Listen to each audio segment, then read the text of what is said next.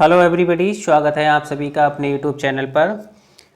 Dear friends, आज हम common error से रिलेटेड कुछ क्वेश्चंस पर डिस्कस करेंगे। और इस तरह की जो सीरीज़ थी कॉमन एरर्स वाली सीरीज़, वो हमने सबसे पहले अपने चैनल पर चलाई थी। लेकिन एसपी बख्शी के सिनोनियम एंटोनियम्स वाली सीरीज़ जब हमने स्टार्ट की तो हमारी ये जो सीरीज़ थी कॉमन एरर वाली वो स्टॉप हो गई थी। उसको हमें स्टॉप करना पड़ा था क्योंकि टाइम ज़्यादा नहीं मिल पाता था।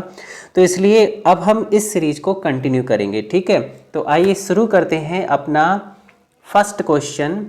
क्वेश्चन नंबर 1 दिया है, this type of product is not available in any of the shop in the market around plaza. तो यहाँ हम देखेंगे कि हमारे किस पार्ट में एरर दिया है।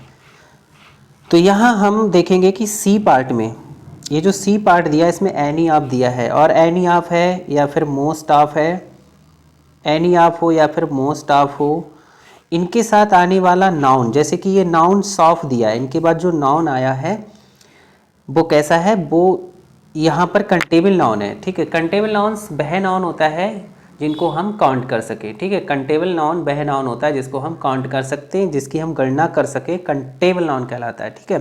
तो सॉफ जो है वो कंटेबल नाउन है। तो इनके बाद जो नाउन आएगा वो कैसा आएगा, प्लूरल आएगा।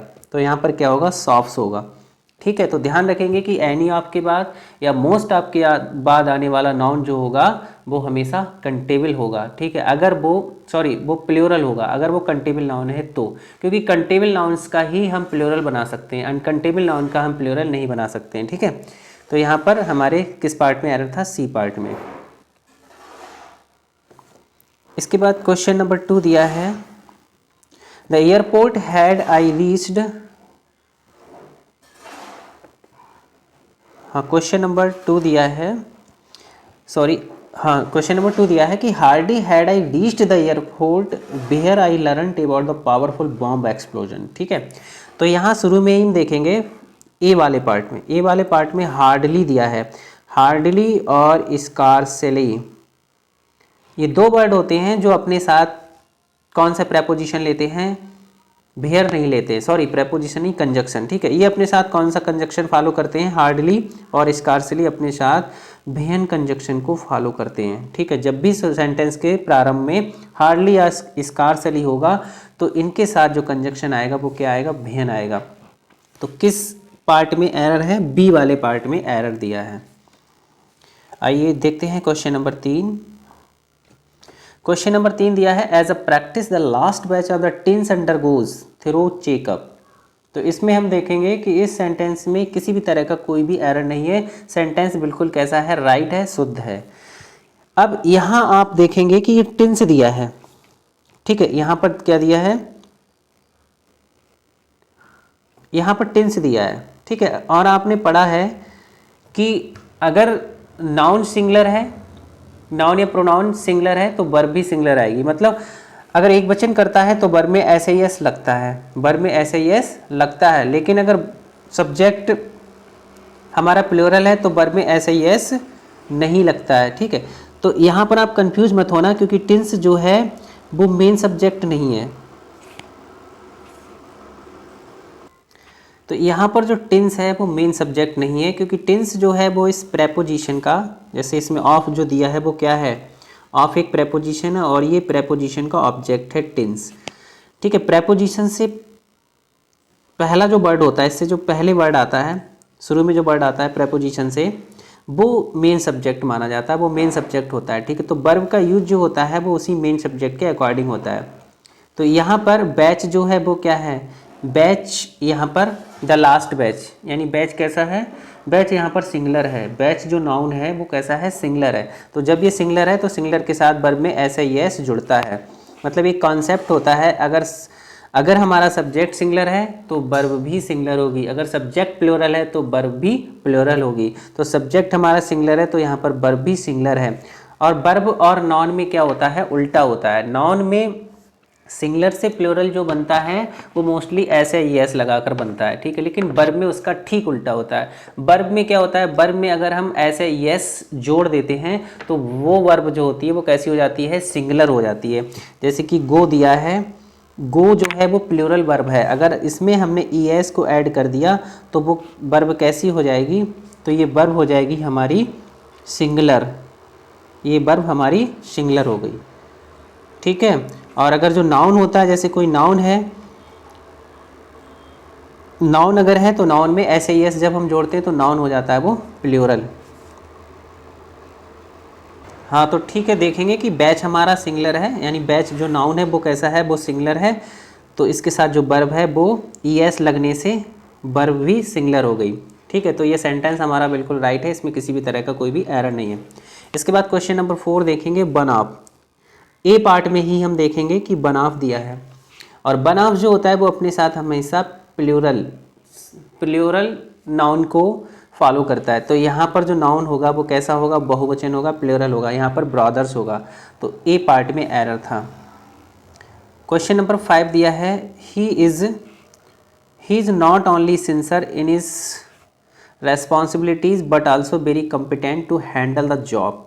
तो क्वेश्चन नंबर 5 में देखेंगे, यहाँ पर नॉट ओनली दिया है। नॉट ओनली का जो पेयर होता है वो बट आल्सो होता है, यानी कि नॉट ओनली के साथ जो कंजक्शन हम फॉलो करते हैं वो बट आल्सो करते हैं, ठीक है। नॉट ओनली जो होता है वो अपने साथ बट आल्सो को फॉलो करता है। लेकिन अब हम इसकी पोजीशन देखेंगे। इसकी पोजीशन को हम कैसे फाइंड आउट करते हैं, बाद वाले पेयर को देखकर। बाद वाला पेयर जो है वो एक एडजेक्टिव से पहले आया हुआ है। कॉम्पिटेंट क्या है, एक एडजेक्टिव है, ठीक है। हालांकि यहाँ पर एडवर्ब दे दिया है, एडवर्ब आ जाता है एडजेक्टिव से पहले, लेकिन ये बट आल्सो जो है वो एक एडजेक्टिव को ही फॉलो कर रहा है। तो जब बट आल्सो एडजेक्टिव से पहले है तो सिंसर भी यहाँ पर, सिंसर क्या है, सिंसर भी एडजेक्टिव है, और ये नॉट ओनली भी एडजेक्टिव से पहले है, ठीक है। तो इन दोनों की पोजीशन सही है, इन दोनों की तो इसलिए ये सेंटेंस भी हमारा बिल्कुल राइट है, इसमें किसी भी तरह का कोई भी एरर नहीं दिया है। इसके बाद क्वेश्चन नंबर 6 देखेंगे। क्वेश्चन नंबर 6 में दिया है, द मिनिस्टर एलॉन्ग विद। यहाँ पर हम ए पार्ट में देखेंगे कि एलॉन्ग विद दिया है। तो आपने पढ़ा है कि एलॉन्ग विद है, एलॉन्ग विद है, या फिर विद है, एज वेल एज है। एक मिनट, जैसे एलॉन्ग है, एलॉन्ग विद हो गया एक, ठीक है। एक आपका विद हो गया, एलॉन्ग विद हो गया, विद हो गया, ठीक है। टुगेदर विद हो गया, एज वेल एज हो गया, इन एडिशन टू हो गया। अगर इन से दो नाउन या प्रोनाउन जुड़े हुए हैं तो हम जो वर्ब का यूज करते हैं वो पहले वाले सब्जेक्ट के अकॉर्डिंग करते हैं, पहले वाले नाउन या प्रोनाउन के, सॉरी ये है पहले वाले नाउन या प्रोनाउन के अनुसार करते हैं, ठीक है। तो अलॉन्ग विद से ये दो नाउन्स जुड़े हैं, एक मिनिस्टर जुड़ा हुआ है और एक ये जुड़ा हुआ है, ठीक है। ये दो नाउन जुड़े हुए हैं। तो ये जो वर्ब है, हेल्पिंग वर्ब, वो किसके साथ यूज होगा, वो इसके अनुसार हम इसका यूज करेंगे, ठीक है। मिनिस्टर सिंगुलर है तो यहाँ पर क्या होगा, सिंगुलर होगा। तो हैव का यहाँ पर क्या होगा, हैज होगा, ठीक है। तो किस पार्ट में एरर था, बी पार्ट में एरर था। इसके बाद क्वेश्चन नंबर 7 दिया है। क्वेश्चन नंबर 7 दिया है, you should not be so quick in giving advice लेस्ट you will be perceive the interfering in others affairs, ठीक है। तो यहाँ हम देखेंगे कि लेस्ट दिया है, सी पार्ट में लेस्ट दिया है। तो आपने पढ़ा है कि लेस्ट के साथ हमेशा क्या आता है, शुड आता है। ये अपने साथ किसको फॉलो करता है, शुड को फॉलो करता है। तो यहाँ क्या दिया है, यहाँ पर दिया है बिल। तो बिल यहाँ पर रॉन्ग होगा, बिल के स्थान पर क्या होगा, शुड होगा। तो किस वाले पार्ट में एरर दिया है, सी वाले पार्ट में एरर दिया है। तो क्वेश्चन नंबर 7 में सी वाला जो पार्ट है उसमें एरर दिया है, ठीक है। तो बिल के स्थान पे क्या होगा, शुड होगा। लिस्ट हम हमेशा अपने साथ शुड को फॉलो करता है। क्वेश्चन नंबर 8 दिया है,